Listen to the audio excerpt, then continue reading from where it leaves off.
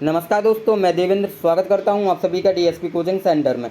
देखिएगा, थोड़ी technical problem की वजह से जो आपकी क्लासेस हैं उनका टाइमिंग फिक्स नहीं हो पा रहा है, यानी कि टाइम से क्लास नहीं आ पा रही हैं आपकी।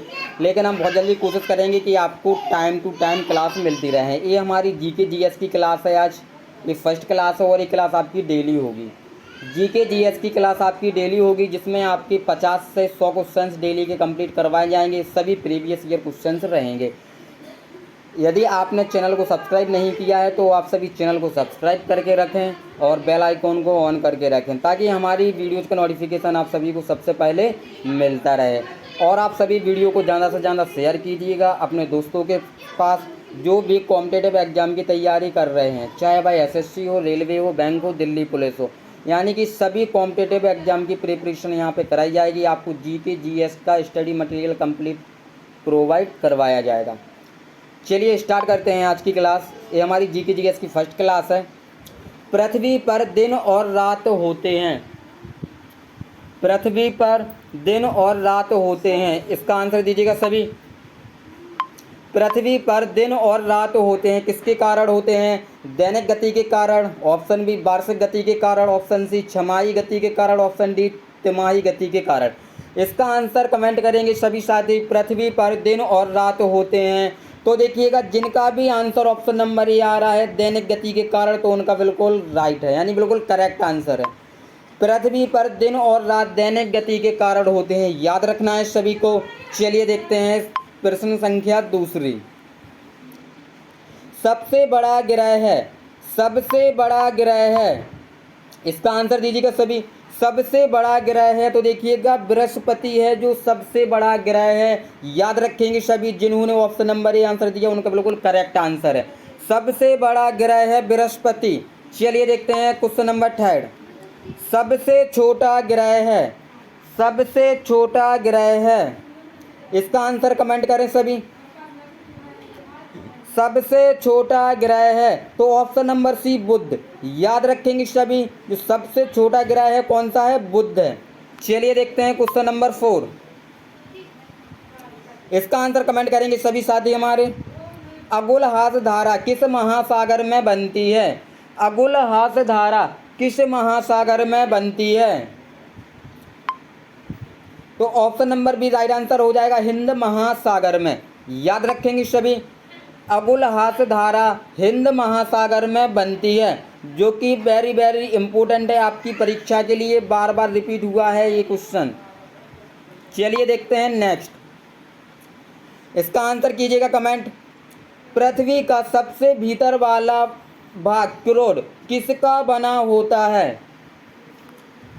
पृथ्वी का सबसे भीतर वाला भाग करोड़ किसका बना होता है? तो जिनका भी ऑप्शन नंबर डी आ रहा है लोहा और निकल का, तो उनका बिल्कुल सही है, क्योंकि पृथ्वी का सबसे भीतर वाला भाग जो करोड़ होता है वह लोहा और निकल से बना होता है। याद रखेंगे सभी। चलिए देखते हैं क्वेश्चन नंबर 6। मैग्नीज के उत्पादन में भारत का दूसरा स्थान है, प्रथम देश कौन सा है? बताइएगा सभी। मैग्नीज के उत्पादन में भारत का दूसरा स्थान है, तो प्रथम देश कौन सा है? इसका आंसर कमेंट करें सभी फास्ट। मैग्नीज के उत्पादन में भारत का दूसरा स्थान है, तो प्रथम देश कौन सा है? तो देखिएगा रूसी संघ। जिनका भी आंसर ऑप्शन नंबर बी है उनका बिल्कुल करेक्ट है, रूसी संघ। चलिए देखते हैं क्वेश्चन नंबर 7।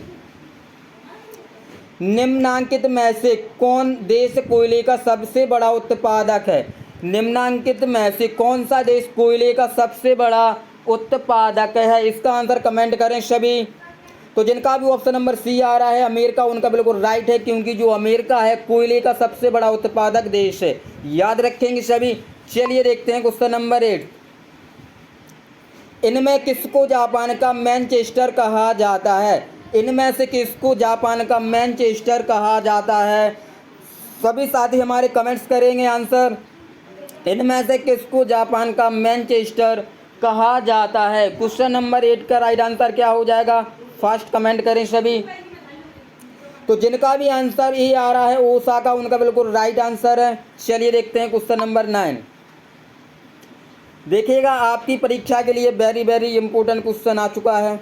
इसका आंसर कमेंट करें सभी। भारत के स्वतंत्रता संघर्ष के दौरान डेक्कन एजुकेशनल सोसाइटी नामक संस्था की स्थापना किसने की थी? भारत के स्वतंत्रता संघर्ष के दौरान डेक्कन एजुकेशनल सोसाइटी नामक संस्था की स्थापना किसने की थी? इसका आंसर कमेंट करेंगे सभी। क्वेश्चन नंबर 9 का राइट आंसर क्या हो जाएगा? हाँ बिल्कुल, जिनका भी ऑप्शन नंबर सी आ रहा है बाल गंगाधर तिलक, उनका बिल्कुल right answer option number C इसका राइट आंसर हो जाएगा। चलिए देखते हैं क्वेश्चन नंबर 10। 1857 के गदर के समय भारत का गवर्नर जनरल कौन था? 1857 के गदर के समय भारत का गवर्नर जनरल कौन था? तो जिनका भी आंसर ऑप्शन नंबर ए आ रहा है लॉर्ड कैनिंग, तो उनका बिल्कुल करेक्ट आंसर है, क्योंकि 1857 के गदर के समय जो भारत का गवर्नर जनरल था वह लॉर्ड कैनिंग था। लॉर्ड कैनिंग था, याद रखेंगे सभी। चलिए देखते हैं नेक्स्ट क्वेश्चन, इसका आंसर कमेंट करेंगे सभी। भारत भारतीयों के लिए नारा किस संस्था ने दिया था? वेरी वेरी इंपॉर्टेंट है।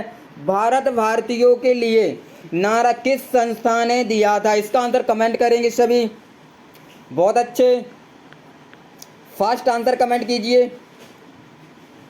जिनका भी आंसर ऑप्शन नंबर बी आ रहा है आर्य समाज, उनका बिल्कुल करेक्ट आंसर है, क्योंकि आर्य समाज ने भारत भारतीयों के लिए नारा दिया था। याद रखेंगे सभी, जो आर्य समाज है उसी ने भारत भारतीयों के लिए नारा दिया था।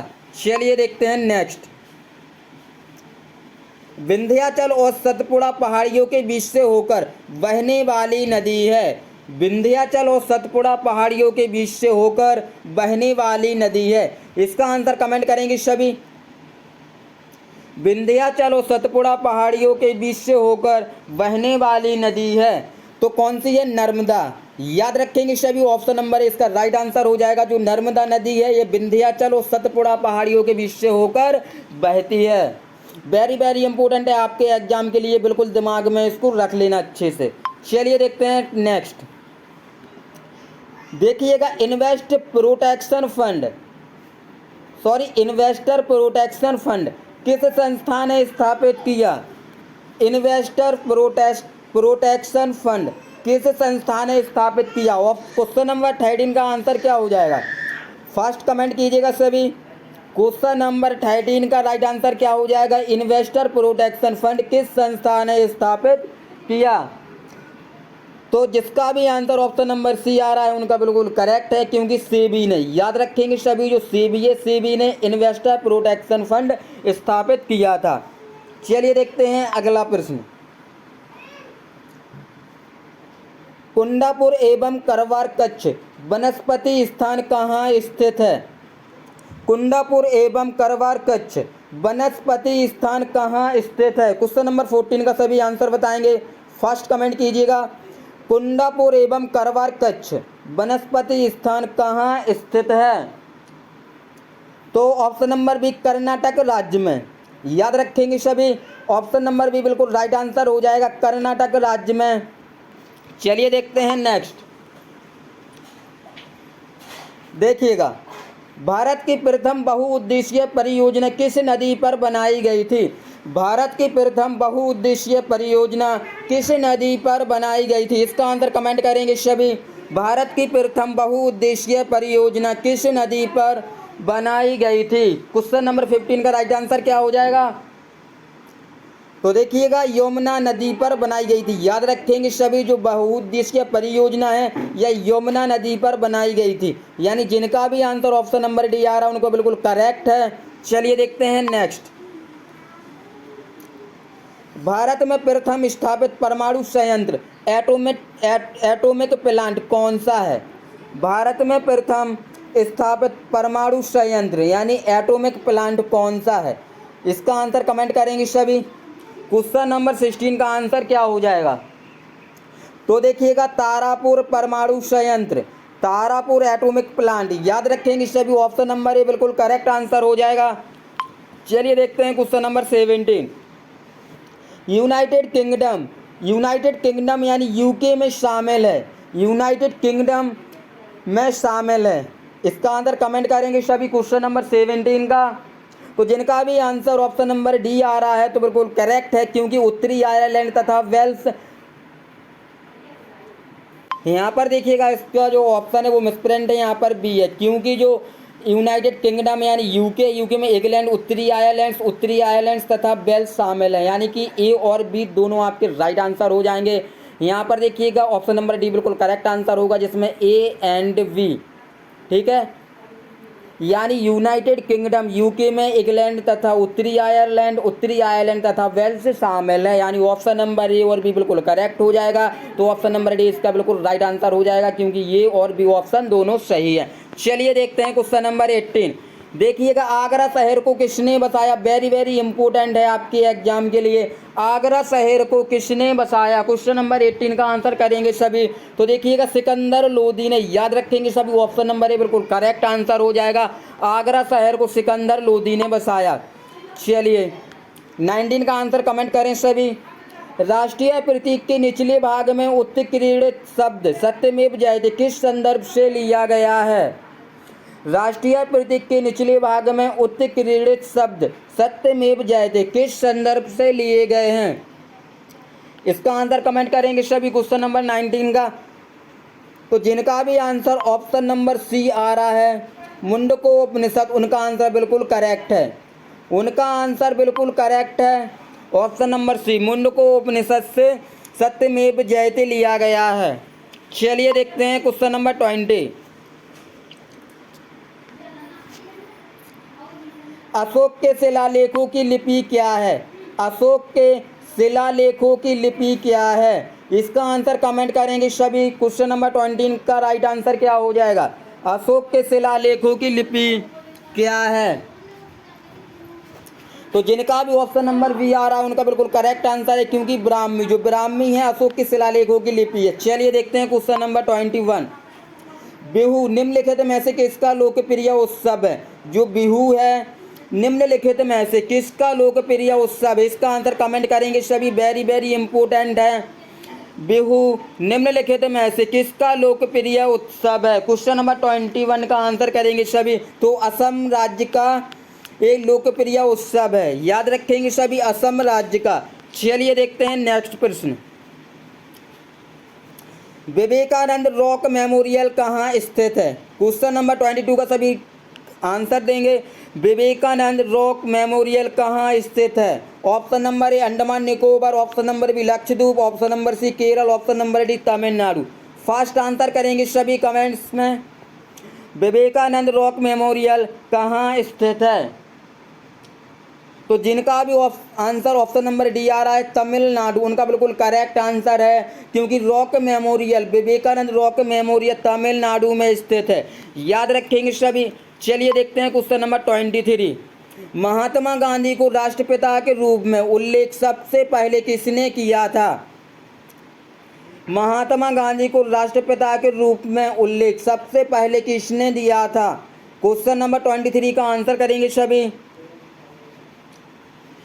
तो देखिएगा ऑप्शन नंबर सुभाष चंद्र बोस ने, याद रखेंगे सभी। जिनका भी आंसर ऑप्शन नंबर ए आ रहा है सुभाष चंद्र बोस, बिल्कुल करेक्ट है। Next question. प्रथम गोलमेज सम्मेलन कहाँ हुआ था? प्रथम गोलमेज सम्मेलन कहाँ हुआ था? क्वेश्चन नंबर 24 का आंसर देंगे सभी। प्रथम गोलमेज सम्मेलन कहाँ हुआ था? तो जिनका भी आंसर ऑप्शन नंबर बी आ रहा है लंदन में, बिल्कुल करेक्ट है, क्योंकि प्रथम गोलमेज सम्मेलन लंदन में आयोजित हुआ था। चलिए देखते हैं नेक्स्ट क्वेश्चन नंबर 25। देश का लौह पुरुष किसे कहा जाता है? देश का लौह पुरुष किसे कहा जाता है? इसका आंसर कमेंट करेंगे सभी। देश का लौह पुरुष किसे कहा जाता है?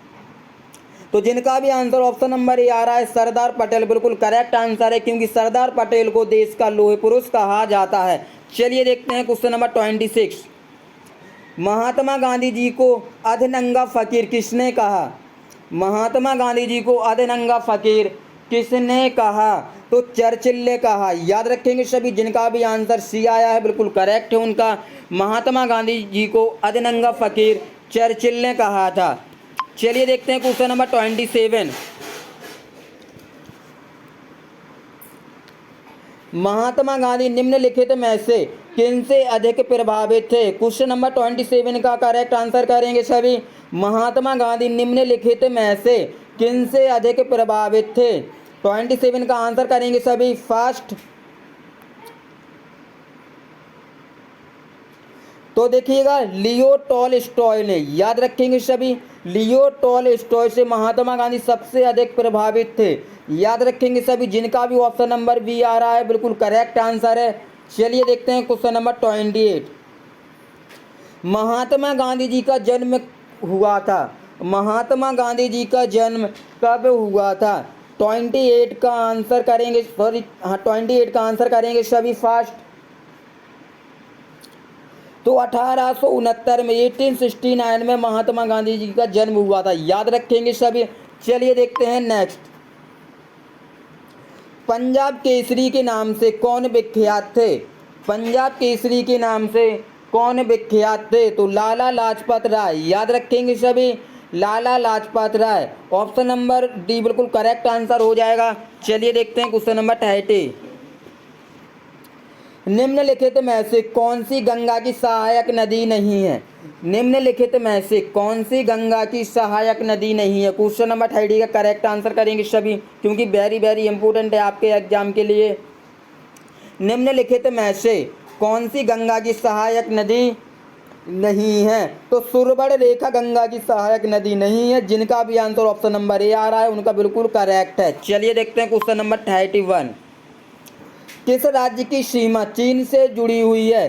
किस राज्य की सीमा चीन से जुड़ी हुई है। 31 का आंसर करेंगे सभी फास्ट, बहुत बढ़िया। किस राज्य की सीमा चीन से जुड़ी हुई है। तो जिनका भी आंसर ऑप्शन नंबर डी है अरुणाचल प्रदेश, बिल्कुल सही आंसर है, क्योंकि अरुणाचल प्रदेश की सीमा चीन से जुड़ी हुई है, याद रखेंगे सभी साथी हमारे। चलिए देखते हैं क्वेश्चन नंबर 32। और देखिएगा शायद 12 बजे आपकी कंप्यूटर की क्लास ना हो सके, 1 या 2 बजे के बीच में आपकी कंप्यूटर की क्लास होगी, क्योंकि कुछ टेक्निकल प्रॉब्लम की वजह से टाइम टू टाइम आपकी क्लास नहीं आ पा रही है। लेकिन बहुत जल्द इनमें सुधार हो जाएगा, आपको टाइम से क्लासेस मिलेगी, जिसमें देखिएगा हमने अलग अलग बनाया हुआ है। आपकी जो जियोग्राफी है, जियोग्राफी की क्लास अलग होगी, इकोनॉमिक्स की आपकी लाइव क्लास अलग से होगी, पॉलिटी की आपकी अलग से क्लास होगी, और आपकी जीके जीएस की क्लास आपकी अलग होगी, जनरल अवेयरनेस की जो क्लास है वो अलग होगी, साइंस की क्लास आपकी डेली लाइव अलग से चलेगी, और जो एसएससी स्पेशल क्लास आपकी अलग से चलेगी, और railway special class, railway group D special GK GS की क्लास आपकी अलग से चलेगी, और मॉर्निंग में आपकी करंट अफेयर्स की क्लास होगी। यानी आपकी ये लाइव क्लास का शेड्यूल है, ये बहुत जल्द हमारा कंप्लीट होने वाला है। आपको daily time to time live class मिलने वाली हैं सभी सब्जेक्ट की, जिसमें हमारा देखिएगा मैथ भी रहेगा और रीजनिंग भी रहेगा, हिंदी और इंग्लिश। ये आपका जल्दी हम करने वाले हैं। थोड़ा टेक्निकल प्रॉब्लम इस वजह से अभी नहीं हो पा रहा है। डोंट वरी, हमारा स्टाफ काम में लगा हुआ है, हम बहुत जल्दी क्लास लेकर ही आने वाले हैं। और देखिएगा आप लोग क्लास लेते हो लेकिन आप लोग शेयर नहीं करते हो ना, वीडियो को लाइक करते हो। देखिएगा जब आपके लिए मैं इतनी मेहनत कर रहा हूँ तो आप सभी लाइक और वीडियो को शेयर कर दिया करो। आपको डेली लाइव क्लास प्रोवाइड करेंगे। चलिए इसका आंसर बताइएगा। कितने वर्ष के पश्चात राष्ट्रीय जनगणना होती है। कितने वर्ष के पश्चात राष्ट्रीय जनगणना होती है। क्वेश्चन नंबर 32 का आंसर करेंगे सभी। तो 10 वर्ष के पश्चात, यानी 10 वर्ष के बाद राष्ट्रीय जनगणना होती है, बिल्कुल याद रखना, क्योंकि पेपर में छपने वाला क्वेश्चन है। बार बार पूछ लिया जाता है कि कितने वर्ष बाद राष्ट्रीय जनगणना होती है, तो 10 वर्ष बाद राष्ट्रीय जनगणना होती है, बिल्कुल याद रखना सभी। चलिए देखते हैं क्वेश्चन नंबर 33। काजीरंगा राष्ट्रीय पार्क कहाँ स्थित है। काजीरंगा राष्ट्रीय पार्क कहाँ स्थित है। तो असम में स्थित है, बिल्कुल याद रखेंगे सभी। ऑप्शन नंबर सी इसका राइट आंसर हो जाएगा। काजीरंगा राष्ट्रीय पार्क असम राज्य में स्थित है। चलिए देखते हैं क्वेश्चन नंबर 34। हाँ, और अभी तक यदि आपने हमारे टेलीग्राम चैनल और व्हाट्सएप ग्रुप को ज्वाइन नहीं किया है तो तुरंत जाके ज्वाइन कर लें, क्योंकि डेली क्लासेस की पीडीएफ आपको वहीं पर मिलेगी, टेलीग्राम और व्हाट्सएप ग्रुप पर। तो जिससे आपका अच्छे से रिवीजन भी हो जाएगा। तो इसलिए आप टेलीग्राम और व्हाट्सएप ग्रुप को ज्वाइन करके ज़रूर रखें। ऑपरेशन फ्लड से संबंधित है, ऑपरेशन फ्लड से संबंधित है। 34 का आंसर करेंगे सभी। ऑपरेशन फ्लड से संबंधित है तो डेयरी विकास, डेयरी विकास ऑप्शन नंबर डी बिल्कुल करेक्ट हो जाएगा। जिनका भी ऑप्शन नंबर डी आंसर आ रहा है डेयरी विकास, उनका बिल्कुल सही है। चलिए देखते हैं 35 का आंसर करेंगे सभी। धान की खेती के लिए उत्तम मिट्टी कौन सी है? धान की खेती के लिए उत्तम मिट्टी कौन सी है? 35 का आंसर करेंगे सभी। जब तक हम पानी पीते हैं इसका आंसर कमेंट करेंगे सभी। धान की खेती के लिए उत्तम मिट्टी कौन सी है? 1 सेकंड।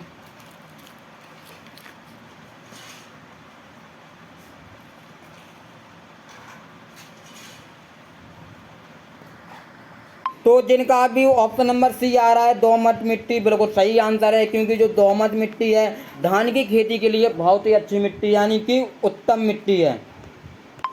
चलिए देखते हैं नेक्स्ट क्वेश्चन। क्वेश्चन नंबर 36 का आंसर करेंगे सभी। कौन से भारतीय शहर हैवी इलेक्ट्रॉनिकल से संबंधित है? कौन सा भारतीय शहर हैवी इलेक्ट्रिकल से संबंधित है? इसका आंसर करेंगे सभी। तो देखिएगा ऑप्शन नंबर सी बिल्कुल करेक्ट आंसर हो जाएगा, भोपाल। जो भोपाल शहर है ये हैवी इलेक्ट्रिकल से संबंधित है, बिल्कुल याद रखेंगे सभी। जिनका भी आंसर ऑप्शन नंबर सी आ रहा है बिल्कुल करेक्ट आंसर है। चलिए अच्छे, बहुत अच्छी तैयारी। Question number 37। भारत में हरित क्रांति का श्रेय जिस सुविख्यात कृषि औद्योगिकी विज्ञान को जाता है उसका नाम क्या है? भारत में हरित क्रांति का श्रेय जिस सुविख्यात कृषि औद्योगिकी वैज्ञानिक को जाता है जिसका नाम क्या है? क्वेश्चन नंबर 37 का करेक्ट आंसर करेंगे सभी। फास्ट आंसर करेंगे।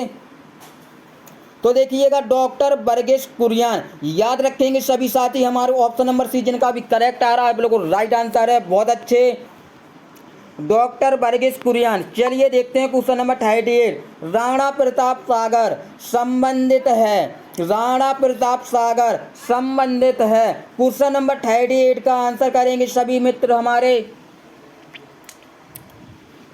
क्वेश्चन नंबर 38 का आंसर करेंगे सभी। राणा प्रताप सागर संबंधित है तो जिनका भी आंसर ऑप्शन नंबर डी आ रहा है जल विद्युत से बिल्कुल करेक्ट आंसर है, क्योंकि ऑप्शन नंबर डी बिल्कुल राइट आंसर हो जाएगा, जल विद्युत। चलिए देखते हैं क्वेश्चन नंबर 39। पृथ्वी और सूर्य के बीच अधिकतम दूरी किस स्थिति में होती है? पृथ्वी और सूर्य के बीच अधिकतम दूरी किस तिथि को होती है? सॉरी, किस तिथि को होती है, यानी तिथि पूछी है, दिनांक पूछा है। पृथ्वी और सूर्य के बीच अधिकतम दूरी किस तिथि को होती है, यानी डेट पूछी है आपसे, आपको डेट बताना है। जल्दी बताइएगा सभी, किस डेट को होती है, यानी किस तिथि को होती है पृथ्वी और सूर्य के बीच अधिकतम दूरी, यानी सबसे ज़्यादा दूरी किस तिथि को होती है? क्वेश्चन नंबर 39 का आंसर बताइएगा सभी।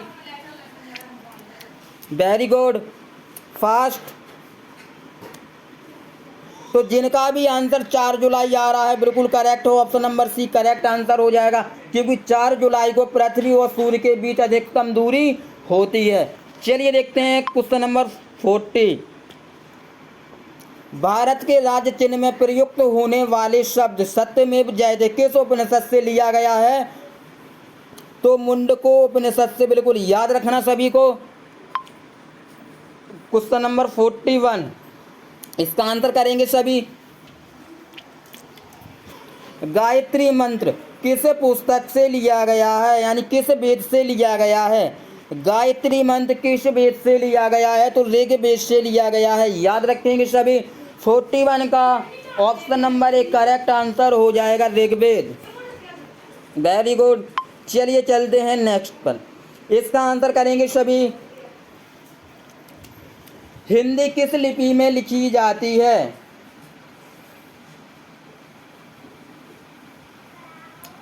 तो हिंदी देवनागरी लिपि में लिखी जाती है। जिनका भी आंसर सी आ रहा है बिल्कुल करेक्ट है। क्वेश्चन नंबर 43, ब्राह्मी लिपि को किसने स्पष्ट किया? ब्राह्मी लिपि को किसने स्पष्ट किया? इसका आंसर करेंगे सभी। ब्राह्मी लिपि को किसने स्पष्ट किया? तो जिनका भी आंसर जेम्स प्रिंसेप आ रहा है बिल्कुल करेक्ट आंसर है, क्योंकि ब्राह्मी लिपि को जेम्स प्रिंसेप ने स्पष्ट किया था। वो ऑप्शन नंबर ए बिल्कुल करेक्ट आंसर हो जाएगा। चलिए देखते हैं क्वेश्चन नंबर 44, राष्ट्रीय विज्ञान दिवस किस दिन मनाया जाता है? राष्ट्रीय विज्ञान दिवस किस दिन मनाया जाता है? 44 का आंसर करेंगे फास्ट, बहुत अच्छे। राष्ट्रीय विज्ञान दिवस किस दिन मनाया जाता है? ऑप्शन नंबर 21 जनवरी, ऑप्शन नंबर बी 21 मार्च, ऑप्शन सी 28 फरवरी, ऑप्शन डी 23 मार्च। राइट आंसर करेंगे सभी। राष्ट्रीय विज्ञान दिवस किस दिन मनाया जाता है? वेरी वेरी इंपॉर्टेंट क्वेश्चन है आपके एग्जाम के लिए।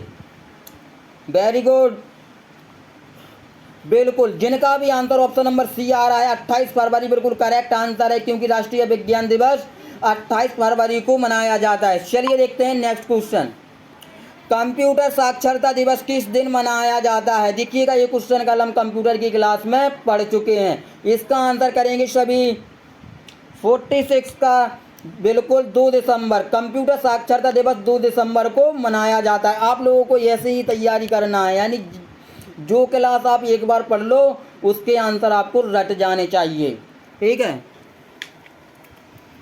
वेरी गुड, 2 दिसंबर को मनाया जाता है। चलिए देखते हैं क्वेश्चन नंबर 47, केंद्रीय उत्पाद शुल्क दिवस किस दिन मनाया जाता है? क्वेश्चन नंबर 47 का आंसर करेंगे सभी। केंद्रीय उत्पाद शुल्क दिवस किस दिन मनाया जाता है? 14 फरवरी, 24 फरवरी, 18 फरवरी, 21 फरवरी। करेक्ट आंसर दीजिएगा सभी। केंद्रीय उत्पाद शुल्क दिवस किस दिन मनाया जाता है? वेरी गुड, बिल्कुल 24 फरवरी। जिनका भी ऑप्शन नंबर बी आ रहा है बिल्कुल करेक्ट है, क्योंकि 24 फरवरी को केंद्रीय उत्पाद शुल्क दिवस के रूप में मनाया जाता है। चलिए देखते हैं क्वेश्चन नंबर 48, हिंदी दिवस किस दिन मनाया जाता है? हिंदी दिवस किस दिन मनाया जाता है? वेरी वेरी इंपॉर्टेंट है। इसका आंसर करेंगे सभी 26 अगस्त, 15 फरवरी, 14 सितंबर, 18 दिसंबर। करेक्ट आंसर बताएंगे सभी। हिंदी दिवस किस दिन मनाया जाता है? बिल्कुल 14 सितंबर को। जिनका भी आंसर 14 सितंबर आ रहा है बिल्कुल करेक्ट है। 14 सितंबर को हिंदी दिवस के रूप में मनाया जाता है। चलिए देखते हैं क्वेश्चन नंबर 49, शिक्षक दिवस किस दिन मनाया जाता है? शिक्षक दिवस किस दिन मनाया जाता है? इसका आंसर देंगे सभी। शिक्षक दिवस किस दिन मनाया जाता है? क्वेश्चन नंबर 49 का आंसर करेंगे सभी। बिल्कुल 5 सितंबर को। 5 सितंबर को शिक्षक दिवस मनाया जाता है। चलिए देखते हैं नेक्स्ट, किसान दिवस किस दिन मनाया जाता है? किसान दिवस किस दिन मनाया जाता है? इसका आंसर करेंगे सभी।